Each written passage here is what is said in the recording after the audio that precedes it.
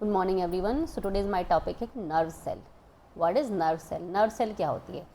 यानी जो हमारा नर्वस सिस्टम है वो किसके द्वारा चल रहा है? नर्व सेल के द्वारा चल रहा है।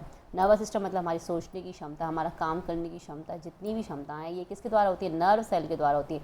अब नर्व सेल का स्ट्रक्चर कैसा होता है? इसमें दो पार्ट होते हैं।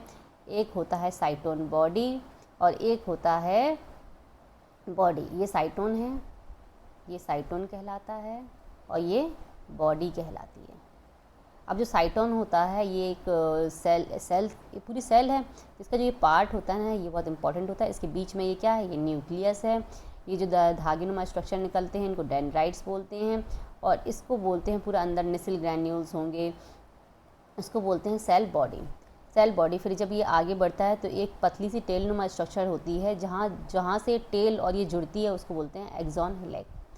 एक्सॉन हिलेक के नीचे से जो बॉडी टेल निकलती है वो एक शीट से कवर रहती है जिसको बोलते हैं माइलिन शीट।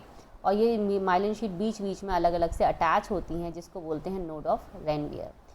इन सभी माइलिन शीट के अंदर एक सेल होती है स्वान सेल और इसका एंड में फिर से इसके ब्रांचेस होते हैं जिसको बोलते हैं एक्सॉन टर्मिनल। ये पूरा नर्व सेल का स्ट्रक्चर है। एक सेल दूसरी नर्व से जुड़ती है।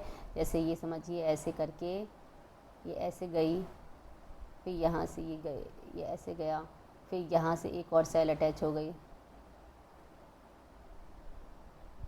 ठीक है। ये सेल यहाँ से अटैच हो गई तो ये दूसरे से अटैच हो गई।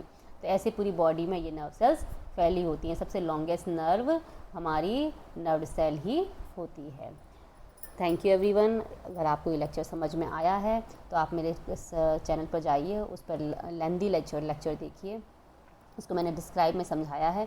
अगर आपको समझ में आता है तो प्लीज़ लाइक करिए माय चैनल एंड सब्सक्राइब करिए। Thank you.